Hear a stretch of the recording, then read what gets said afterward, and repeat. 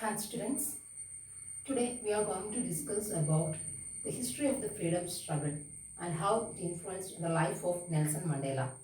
Take page number 19 and here we can see that in your textbook you can see that on the day of the inauguration I was overwhelmed with a sense of history. In the first decade of the 20th century, a few years after the bitter Anglo-Boer War and before my own birth, the white-skinned people of South Africa patched up their differences and erected a system of racial domination against the dark-skinned people of their own land. On the day of the inauguration, I was overwhelmed with a sense of history. Here the Nelson Mandela started to remember the history. In the first decade of the 20th century, a few years after the bitter Anglo-Boer War, after the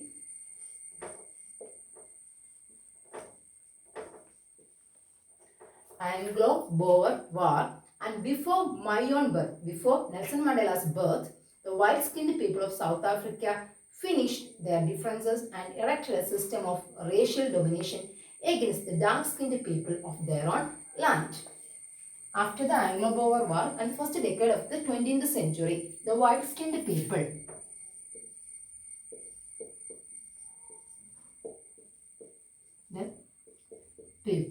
started racial system in Africa. Their own land, the structure they created formed the basis of one of the harshest, most inhumane and societies the world has ever known. The system that is created by the white-skinned people is that much unkindful. And now in the last decade of the 20th century and my own 8th decade as a man, that system had been overturned forever and replaced by one that recognized the right and freedom of all the people regardless of the color of their skin. Here what happened, the white-skinned people are creating a system based on the racial system and the color. But now what happened today, in this day, the system is changed. A new system created. In that system, all the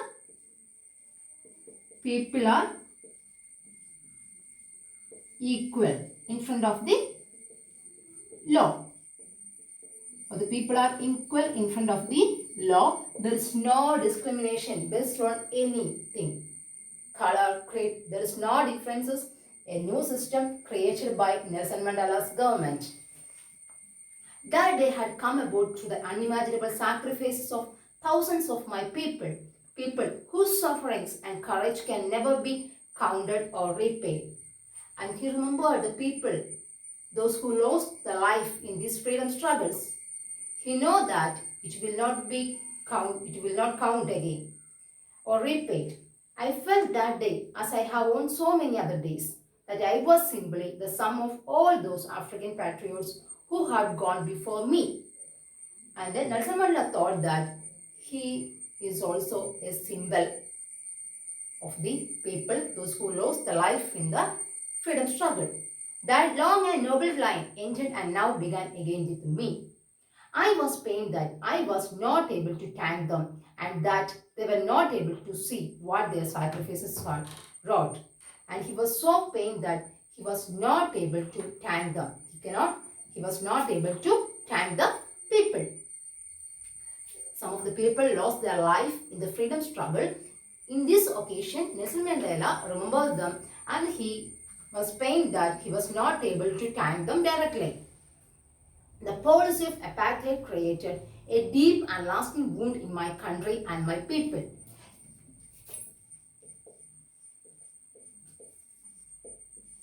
This apartheid created a great wound in the life of the Negro people. It created a wound in the life of the people, the life of the common Negro people. All of us will spend many years, if not generations, recovering from the profoundly hurt by the decades of oppression and brutality had another unintended, effect, and that was that it produced the Oliver Tombus, the Walter Siltrus, the Chief Luthalius, the Yusuf Dedus, the Bram Fishers, the Robert Sobukos of our time. Men of such extraordinary courage, wisdom, and generosity that their like may never be known again. This incident, this system created a great number of people. They were they were always trying to free the people from the system. They are standing for courage, wisdom, and generosity. They are the symbols of courage, wisdom, and generosity. Perhaps it requires such a depth of oppression to create such heights of character.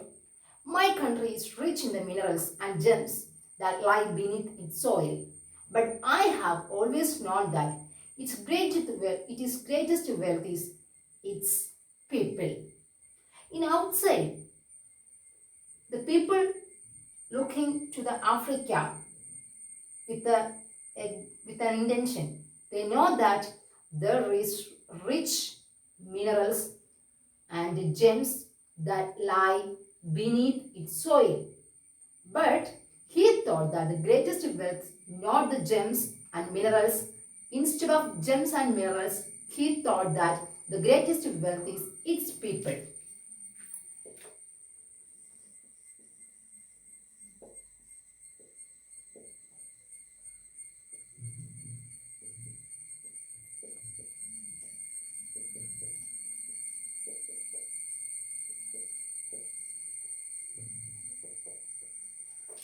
Nelson Mandela had opinion that gems and minerals in the soil, more than gems and minerals in the soil, the wealth is the people, his people, the people in the country.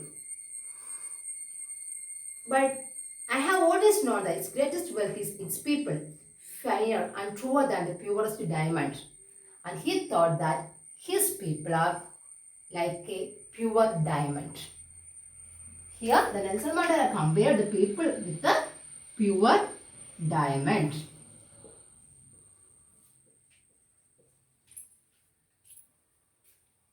Gems and minerals in the soil is a source of wealth. But Nelson Mandela had another opinion that more than these gems and minerals in the soil, the people in the land is more resourceful. He thought that they are pure diamonds. If we are using correctly, it will make good result.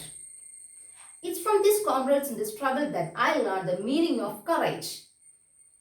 Time and time again, I have seen men and women risk and give their lives for an idea. I have seen men stand up to attacks and torture without breaking, showing a strength and resilience that defies the imagination. I learned that courage was not the absence of fear, but the triumph over it. The brave man is not he who does not feel afraid, but he who conquers that fear. Here we are discussing about his concept about courage. Nelson Mandela's concept about courage. Nelson Mandela thought that he got the idea of courage, he got the correct idea of courage from his comrades.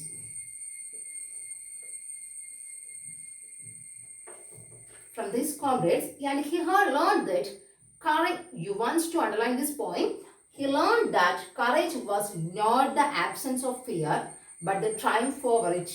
Its courage means not the absence of the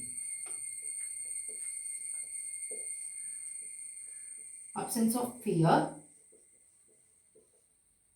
but triumph over it, which means from the victory over it. If we are able to overcome the fear, or if we are ready to overcome the fear, if we are victoring the fear, at that time we can tell that we are courage. So here the Nelson Mandela had the opinion that the courage means not the absence of the fear, but the triumph over it. Very important point you want to underline in your textbook. No one is born hating another person because of the color of his skin, or his background, or his religion. No one is born hating another. There is no reason for hating other people because of their color, skin, or background or religion. People must learn to hate, and if they can learn to hate, they can be taught to love. For love comes more naturally to the human heart than its opposite. When a child is born, at that time there is no such feelings in the minds of a child. There is no feeling of a hate or love. We are developing all these things. We are trying to learn them. How can we love the others?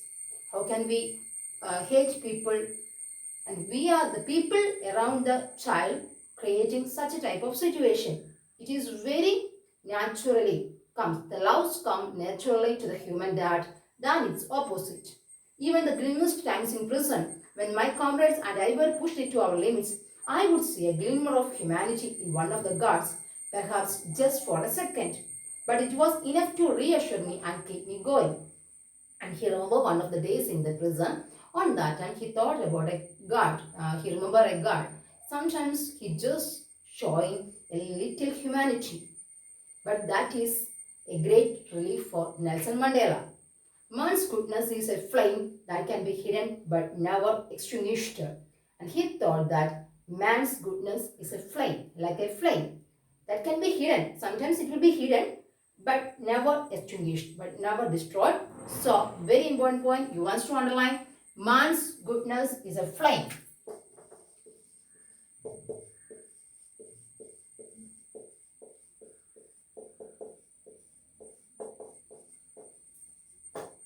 Man's goodness is a flame. It can be hidden but never extinguished.